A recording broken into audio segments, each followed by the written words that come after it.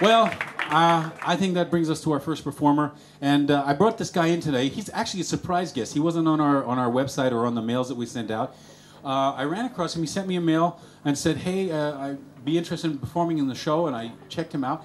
He's a German who's been performing in German theaters and all over stages here in Germany. He's been on TV in Night Wash, but the video he sent me was of his premiere performance in New York City. And he's going to tell you a little bit about that performance tonight. So this is his premiere in English in Germany. So I want you guys to put your hands together and give him a warm, big Hollywood's Coming Night applause for Mr. Sascha Sass.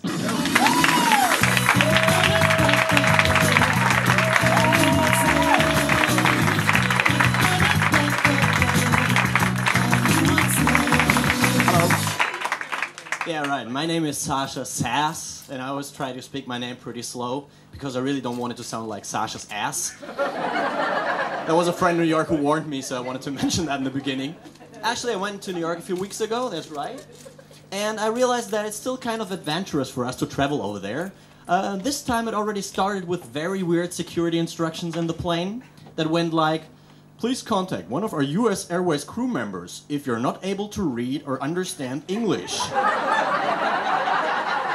What is that, a big welcome to the paradox universe? Or, excuse me, I'm not able to read, and here it says that I should contact you if I'm not able to. By the way, I don't speak English neither. They could have put underneath, "Please contact one of our US Airways managers if you think that this information has been written by someone without a brain." And then in the airport, Homeland Security is waiting for us, doing that little quiz show in order to protect the American people. I know, it's okay, it's just easy questions, easy to answer. So the first one was, "Sir, have you ever been or are you now involved in terrorist activities or genocide?" Let me think about it. No genocide lately. I've been quite busy, sorry. Why do they ask me that? I mean, do they think that if they catch one of those terrorists red-handed after killing people or blowing up bombs, do they want to sue him for having given wrong evidence or what? "Sir, we asked you, you said no." "I'm sorry, I'm a terrorist, you know. Lying is kind of my business. I would even shoot you in the head if I got no." It's just stupid.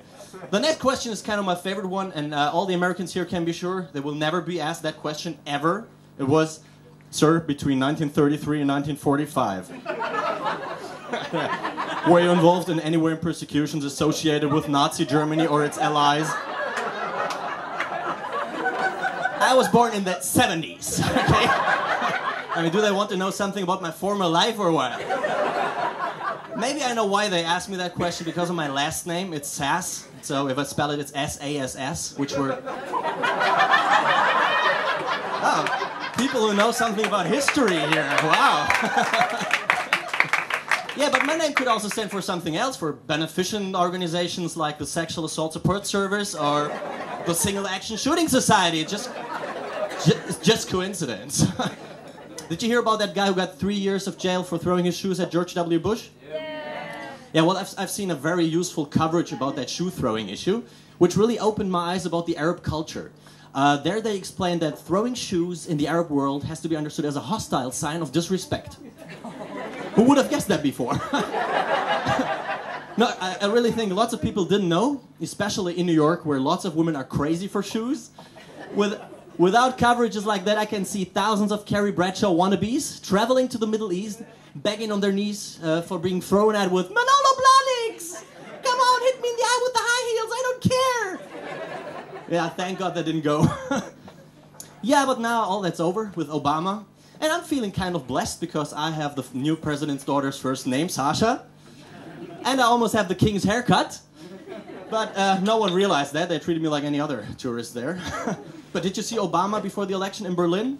Yeah, we really loved this guy, you know. So we were kind of shocked when we saw interviews last year with Republican voters from the South who said stuff like, "Well, I'm not going to vote Obama. You know, his real name is Barack Hussein. He's a Muslim. Maybe he's even a terrorist." Yeah, right. How brainwashed were these guys? They would have believed everything like, "Hey, buddy, did you know Obama's planning to change the name of the New York Mets to the Mohammeds?" Maybe they would have believed it. Well, I really love New York, but there's still some things that confused me. I went to, you know that bull in Wall Street, that monument? Well, I went to see that, and the only thing I got to see were tourists taking pictures of the bull's testicles. You only see people there doing stuff like... People all over the world, even children, doing porn with a monument. So I think they should rename the whole thing from the Wall Street Bull to the Wall Street Balls. So then at least you know what you get when you go there. Something I really love about New York is I can go wherever I want to. Everything reminds me of movies and TV shows. So I went to the Empire State Building, and when I reached the top, there was the sunset, and I had to think of Sleepless in Seattle. Did you watch the movie? Yeah, so romantic. But then I thought of, oh shit, times have changed. If nowadays they would find an abandoned rucksack on the top of the Empire State Building, there would be no more romantic ending between Meg Ryan and Tom Hanks. And under Bush, maybe they would have done a little bit of waterboarding with the boy. You never know. Sounds like a nice remake version. Yeah, well, I'm living in Cologne, but my mother, she comes from Spain, from a little village. And when I told my mother one day, hey, Mom, I'm not going to be a lawyer. I will try to be a comedian. She only made a worried face and asked me, have you orilla? Because that's the only thing Spanish mothers are interested in. And that's why if you're not an overweight child in Spain, people treat you like a fucking retard. Oh, what happened to him? Why isn't he fat like the others? I'm not a big eater. That's the only reason.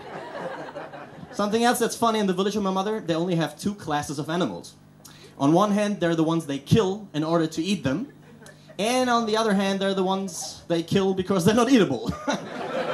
It's an easy game, you know? You're an animal, you're dead. That's it. But it's also one of the few spots on this planet where you still can find the rare species of the flying cat. You still can see children there playing in the street with those delicate creatures, how they softly tease them, grab their tails, and... You see the kitty fly into the blue Spanish sky. Sounds cruel, it is. But things really changed in Spain. Now they have their own animal protection laws like any other civilized country. So formerly there was another village nearby where they had the tradition on the day of the fiesta to throw a goat from the church tower. Now that's strictly prohibited. Yeah, don't worry. Now they have to put mattresses underneath. So in the past it went like meh, splash. Now it goes like meh, boing, splash.